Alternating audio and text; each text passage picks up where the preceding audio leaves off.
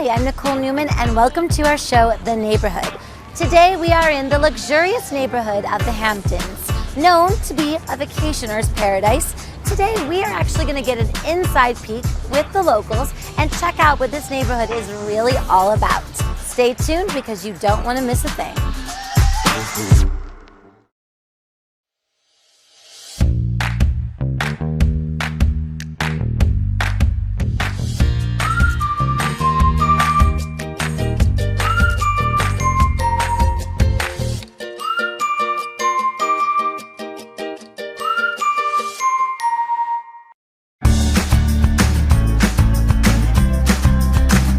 Here with Jamie Villar, tour guide of Weekend Warriors. Jamie, thank you so much for taking us out today. No problem. Now, this right here, we are in a very secret spot of the Hamptons. Can you tell us a little bit about this secret spot? Yes, most definitely. Well, this body of water is called Accabonac Harbor. It's an estuary located in Springs, which is just known as the working town of East Hampton. It's really off the map. And you can tell a lot of the locals like to come here. What are some sports that visitors can expect to do when they become a part of the Weekend Warriors? With Weekend Warriors, we offer bike tours, rentals, stand-up paddleboard, lessons and tours, and also the kayaks tours.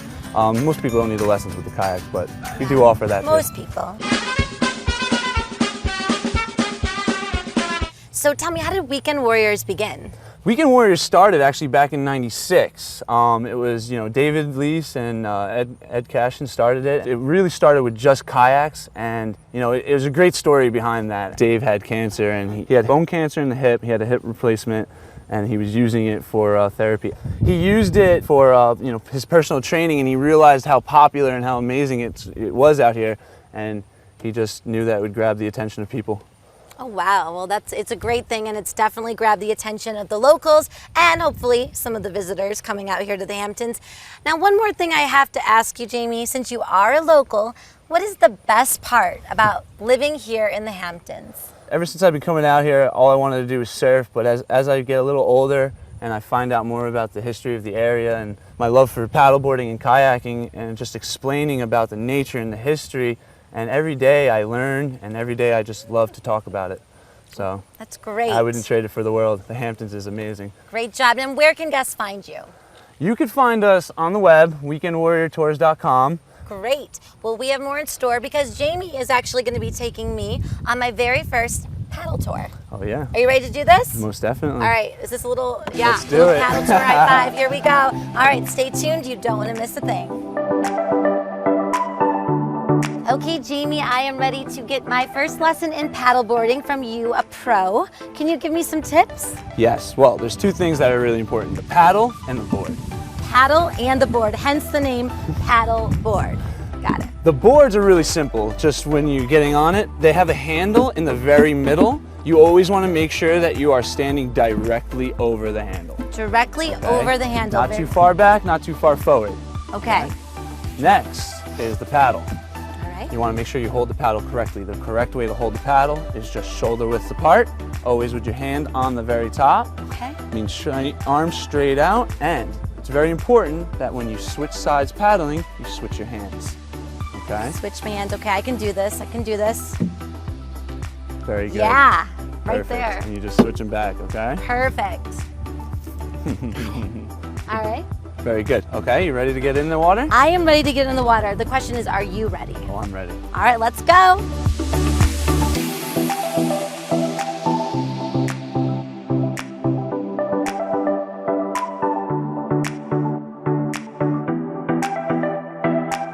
There's a little bit of science that goes with it. A little bit of science behind that. Yeah. So what happens is as you're moving the water, you don't have a hull or anything, so you kind of just slide across.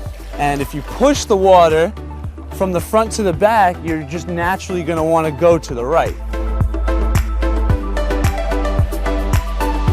This Accabonac Harbor is literally the working man's town. Before the English even came over here, the Indians were out here. They were collecting wampum. Wampum was money. They used to get the shells. Wampum money. The clam shells with the most purple in them were worth the most. So this area was like a bank for Indians. Stand-up paddleboarding really got popular when Laird Hamilton got caught surfing the face of a wave out of Chopu. Laird Hamilton came out with one of the first mass-produced boards with surf tech, so like it really all goes out to Laird Hamilton. So paddleboarding is a kind of newer sport. Yeah, so it really blew up in the past like 5-6 years. What do you think is the most beneficial thing about paddleboarding compared to other water sports? The overall core workout, it's just really healthy for your body because, you know, you use everything. And it's really important that when you're working out, that you work out everything, not just one particular muscle. Yeah. So, you know, Then you'll paddleboarding just is... have like the perfect calves, but everything else is... Exactly. So that way you're just well-rounded and strong. Yeah, and it's kind of like body, mind, and soul. Like Body, mind, and soul. There's nothing more peaceful than just paddling on an extremely calm day, checking out some wildlife. And as you guys can see, a beginner can do it. Jamie, that was awesome. Thank you so much. I actually got up on the board thanks to your help. You and the Weekend Warriors really have something special here. Thank you. I'm glad you enjoyed yourself. What do you think for a first timer on the paddleboard? How'd I do? Well, you killed it. Definitely killed it. Really? Yes, Thank most you. definitely. Well, you know, I did take your advice, like Jamie likes to say. Knees bent, ready for everything.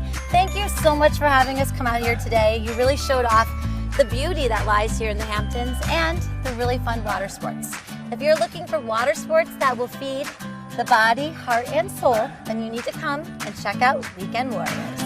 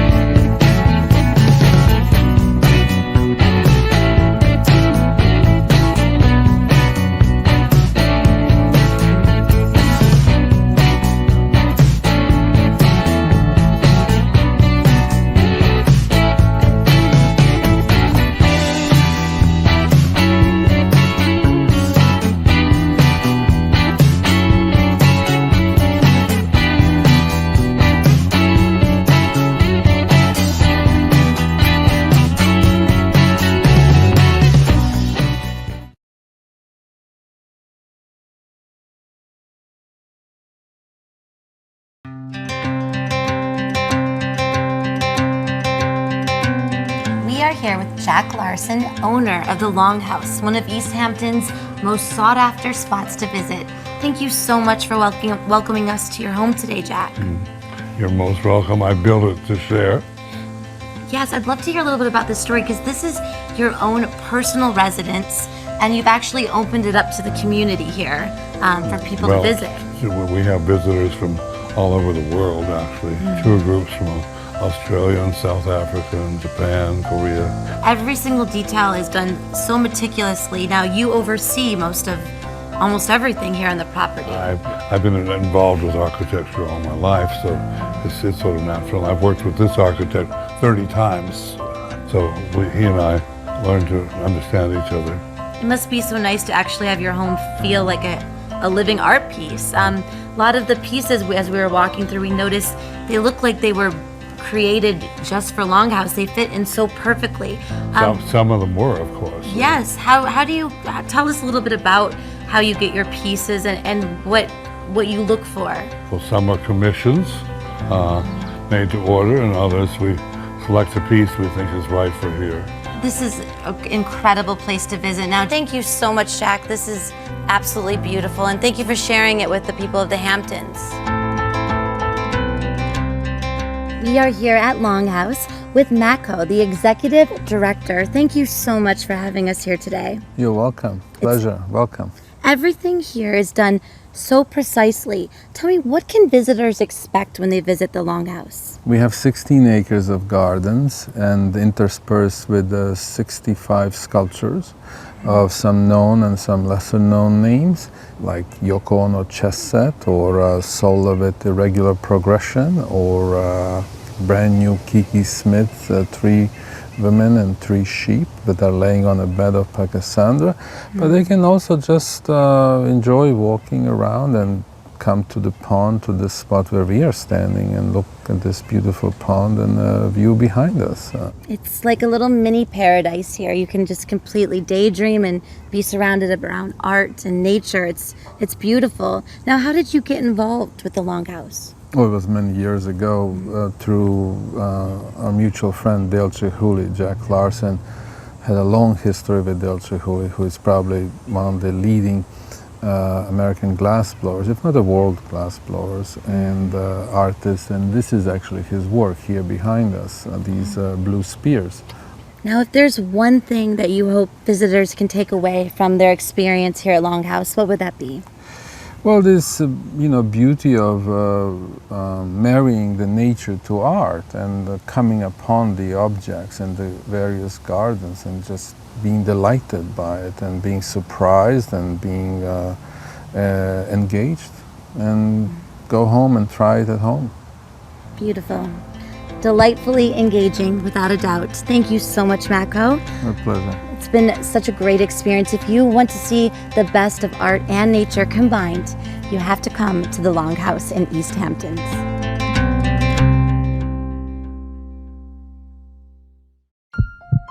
Are you being audited and do you owe the IRS $10,000 or more in back taxes?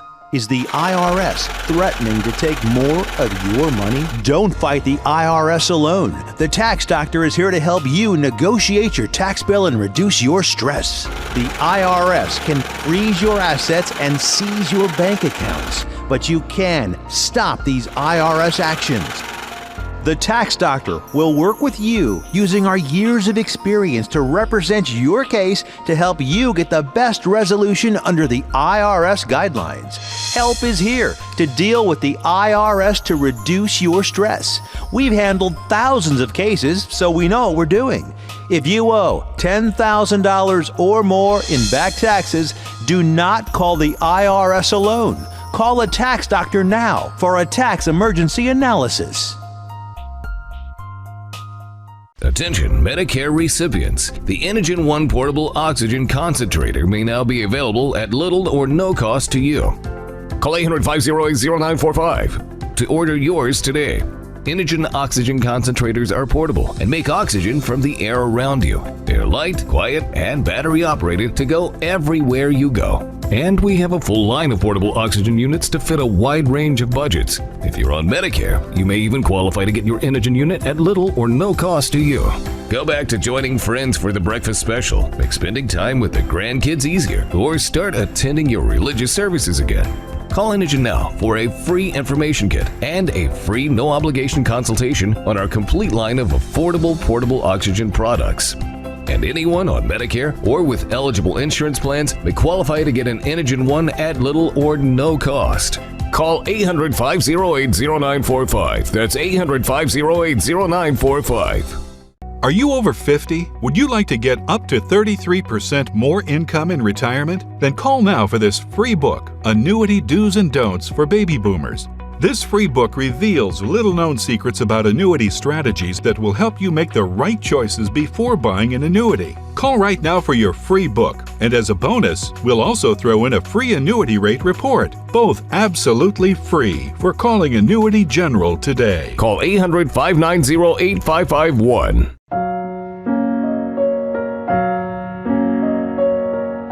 We are here at the Southampton Historical Museum. I am very honored to be here with Emma, the curator of the museum. How are you doing today? Oh, I'm doing great. It's really good. such a pleasure to be here around so much history of Southampton. Tell me, how did this museum come about? So this property has been here for a long time. It's known as the Rogers Mansion, and it was started in 1648, was the first structure that was built here. And then it had 3 private residences. It was used as a private residence for 3 different families. And then after that, it was sold to the village, and now we lease it from the village. What's something that you hope that everyone gets from their visit here? Just the area's rich history and how it's evolved over time. There's been lots of different booms the town has gone through. So there's been the whaling boom, the resort boom, the agricultural boom. So it's kind of how the space has changed throughout all those years. It's a booming town here. Yeah, definitely. The title of the exhibit is If These Walls Could Talk, Meet the Families of the Rogers Mansion. And that's what the downstairs of the museum really features. And this over here shows how the actual building has changed throughout the years. This one really features the 3 different families that lived here. The Rogers family was the first family that lived here for 8 generations. The second family were the Nugents, and the third family was the Samuel Parrish. So over here, this is what the house would have looked like in 1650. Would have been a 1-room structure. Salt box, just like the illustration I did here, would have had 1 great room with a fireplace and then another room on top of it that they would get to probably with a ladder. The reason why there's straw on the ground is because they often brought their livestock inside during the winter. That was like their income, their survival, so they really took care of them. So a lot of the farmers from the East End actually became whaling captains and made that into their business, their livelihood for several generations. So the room that we see on display here is that's Captain Albert Rogers, who also kind of made the Greek revival style of the house that you see today. And so he did a lot of changes. He enlarged the house and also gave it that Greek revival facade. And it's really neat, as right now we are doing some reconstruction upstairs, and as you peel back a layer of wallpaper, you can actually see like the original, you can see the layers of the people that lived here. So like different types of wallpaper, different types of paint, and it tells its own story. Hence, the walls literally tell hence the if story. these walls could talk. Yes. So Perfectly fitting. Yeah. Is that a picture of yes, that's Dr. John Nugent, Sr. His oldest son was also John, and he was very influential and important in the establishment of the Southampton Hospital. Back here would have been his home doctor office, and the best thing about this room is that during we were installing HVAC in the attic, and we actually found in the floorboards his prescription pad that he wrote for all of his patients in the floorboards, and it's the only thing we have from that family that's original to him when he was living here. So this part of the house is Samuel Parrish, who, have you ever heard the Parrish Art Museum? Yes, yeah. That's here. Yes. So he's the founder of that. He actually traveled all over Europe, brought back his collection of art, and created a museum for Southampton. He was president of Southampton for 2 years, which is basically like the mayor. Yes. And he started the YMCA. He was a very big mover and shaker in Southampton, and this is where he lived. He lived here. Okay, Yeah. great. And this is what it looked like when he was living here? So this is the front entryway, which is done in a style of the Southampton Home in 1910. They would have had a small piano. They were very big on bringing nature inside at that point. So there's a deer head, there's kind of birds on display, and just this is like the perfect, his style. Kind of dark, a little tribal, lots of local artists displayed on the walls. He would have used this room as a music parlor, but he also expanded that section of the house and used it for entertaining as well. So after he actually passed away in 1932, he was hit by a car as a pedestrian in New York City. His widow kept the house for several years, but in the early 40s, she actually gave it to the village, Southampton Village, and then that's when they started using it as a community center, and it ultimately became the museum. Thank you for this wonderful tour. Thank you so much for coming. Oh, it's been a great experience, and I can really tell you have a lot of passion for Southampton, as you're local to the Hamptons, and there's one thing that you could leave with our viewers who might visit here or even live here, what they could expect from being a part of Southampton. What would that be? I would say it just has such a rich history and has evolved so much over time, and the fact that you can actually track where Southampton is today by that history, I think is really important to the for people that live here and visit here to know and understand. And what kind of town, in one word, would you describe Southampton? Oh, gorgeous. Just gorgeous. I would definitely have to agree. Thank you so much. And if you are in Southampton, you have to come here to the Southampton Historical Museum.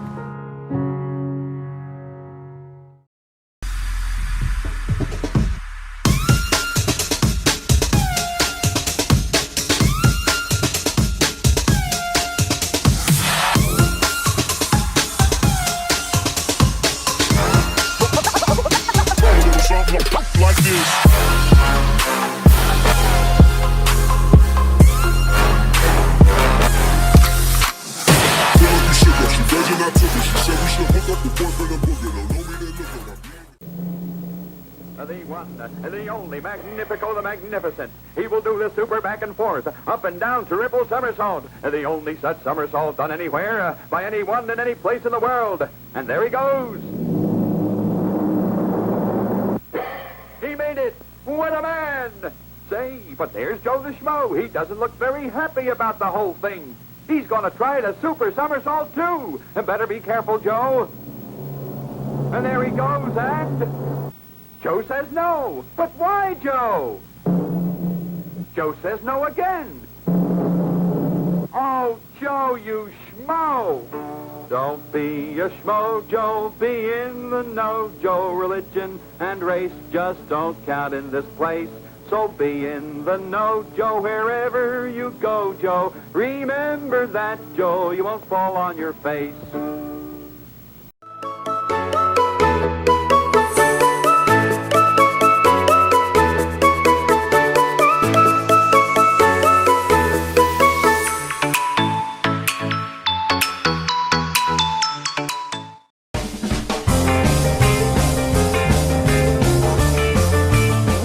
Here at Sip and Soda, the Hamptons' favorite ice cream shop, and I am here with the owner, Mark Parrish. Thank you so much for having us here today. You're welcome, Nicole. Thank you for choosing us. Oh, well, welcome. It's really easy to choose you. I mean, you have homemade ice cream here. You are a family-run business, third generation, by the way. My grandparents, William and Nicoletta Parrish, came to Southampton about 1958 and opened up Sip and Soda. Previously, they had a couple other ice cream places on the East End, one in Bridgehampton being the Candy Kitchen, and one on the North Fork being the Manatuck Sweet Shop. The Candy Kitchen is still in business today, owned by, believe it or not, some friends from the same small village in Greece. So my grandparents came here, my uncle and my father both joined the business when it opened, and then they brought it to where it is today. I came here about 20 years ago after college and decided that, you know what, being involved in this business with my family and living out here would be great. And to this point, it has been fantastic. Making ice cream is a lot of fun. All of your ice cream here is homemade. Can you tell me a little bit more about the process of that? So everything is made in Sip and Soda on the premises. My grandfather never wrote down any recipes. It was passed down to me through here. So there was nothing written down. So I remember talking to my father when I first started to make ice cream. I said, Dad, let's write some stuff down so I don't forget. And he said, absolutely not. You're going to learn it and you're going to remember it just like my father did to me. So we do have a lot of homemade syrups that we make from scratch ourselves. Oh. All our fresh flavors that we have up here, like peach, banana, we use all fresh. I try and stay away from anything that is not fresh, especially with the fruit side of the ice cream. Ice cream is something that makes everyone happy. You even have a little ideology about ice cream, okay? This is something that's in your blood, so I'd love for you to share with our viewers what you have to say about ice cream. Nicole, I think ice cream tells a story. I mean, it's great to see families come in through the years, grandparents, kids, grandchildren, parents, and they sit here, and when you serve them ice cream, you see smiles on their faces, whether it be a grandfather and a grandchild next to each other, a parent. And I think ice cream tells a story because it brings great memories from when you were young or when you were older. So I think ice cream is a great equalizer. Out of anywhere, I mean, this kind of place, Sip and Soda, this could be anywhere in the world. Why the Hamptons do you guys have your business here? You know, that's great. I wish my grandparents were allowed to tell us why, because back in the 50s, I'm sure it definitely wasn't like it is today. But they settled here. They love the community side of things. They love the people. They worked hard. And you know what? It's an institution. And you know, we're still going strong. And it's great. We have become such a fixture in Southampton Village that with the big neon sign out there, I mean, when it's on, we're ready to serve ice cream and food or whatever you have. So I mean, Southampton's great. It's a great place to live, grow up, vacation, and just come on in and have an ice cream cone. Can I get your recommendation of something? Because I'm definitely gonna have to try some of this ice cream. You know, you have to have the classic soda fountain drink, which is, in my opinion, is a vanilla ice cream soda. Homemade vanilla syrup. Okay. And then we top that off with a little bit of milk and some seltzer. Nice, refreshing on a day like today when it is pretty hot out there. It was. I think it'd be a great way for you to end the day. I think it would be the perfect way to end the day. Okay.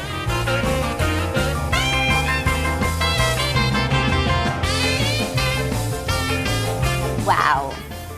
Now this looks absolutely amazing. I can't think of a better way to top off today other than with a sippin' soda float. Thanks so much. Cheers. You're welcome. We got to have an amazing time here at the Hamptons today. We got to learn about tradition, see sophistication, and overall, an amazing experience. If you want to have great ice cream, a great history, and an exquisite time, then head on over to the Hamptons. We'll see you next time on The Neighborhood. Ooh, oh gosh, it's so good.